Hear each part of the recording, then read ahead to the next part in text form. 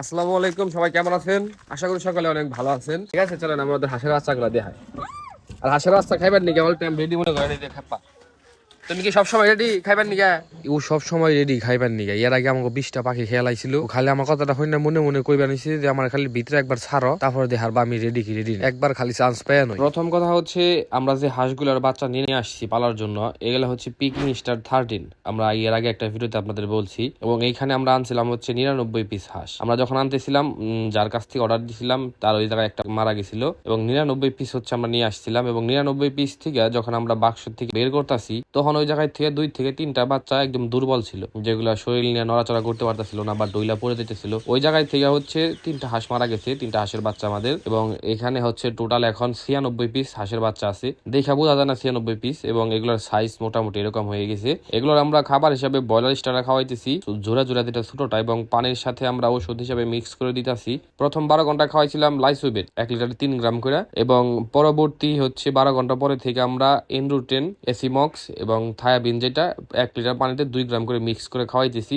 আজকে বাচ্চার বয়স হচ্ছে 4 দিন, এবং বাচ্চা দেখতে মোটামুটি আলহামদুলিল্লাহ সুস্থ সবাই লাগতেছে। তো এগুলোর নাকি মানে হাঁসের বাচ্চা যেগুলা, যে কোনো হাঁসের বাচ্চা নাকি খুব একটা বোর্ডিং এর প্রয়োজন হয় না মুরগির বাচ্চার মতো, যার কারণে আমরা এগুলোর বোর্ডিং করছি মাত্র 3 দিন বোর্ডিং করার পরে হচ্ছে আমরা এইভাবে ছেড়ে দিছি একটু বড় সড়ো স্পেস নেওয়ার কারণে এগুলো খুব তাড়াতাড়ি গ্রোথ হয়। এবং স্পেস নিয়ে ছাড়ার পর আমরা যেটা বুঝলাম যে এগুলো শীত করতেছে না, এবং তারপরেও আমরা হচ্ছে 2 সাইডে 2টা লাইট দিয়ে দিছিলাম, এবং এক কর্নার সাইডে যে লাইটটা দিছি ওইটার উপর আমরা হচ্ছে কিছুটা ঢাইকা দিছিলাম। আপনার ওই যে পেপার অথবা আপনি চাইলে পাটের বস্তা বা প্লাস্টিকের বস্তা ঢাকা দিতে পারেন। তো আমরা ঢাকা দিছিলাম যাতে শীত করলে এগুলো ভিতরে যায় ওইগুলো বসতে পারে। এবং যারা হাঁস পালেন তারা আমাদের অবশ্যই পরামর্শ দিবেন, কমেন্ট করবেন যে এগুলো আর কি কি করলে ভালো হয়, এবং কি কি করলে এগুলা সুস্থ সবল ভাবে আমরা বড় করতে পারি। এবং এগুলা নাকি আপনার 45 দিনে 3 থেকে 3.5 কেজি ওজন হয়, এবং এগুলা খাওয়াইতে হইব সবসময় ফিট। তো যার কারণে হচ্ছে আমরা এগুলো আরো পালন করতেছি যে 45 দিনে কি আসলে এগুলো 3 কেজি ওজন হয় কিনা, এটা আপনারা আশা করি ইনশাল্লাহ যদি এগুলা বাইসা থাকে আপনারা দেখতে পারবেন।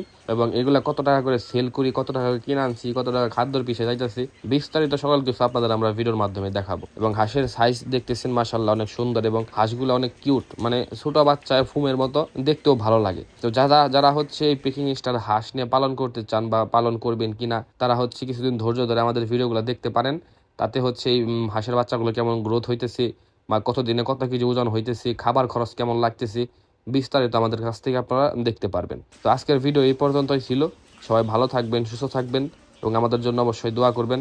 আল্লাহ হাফেজ।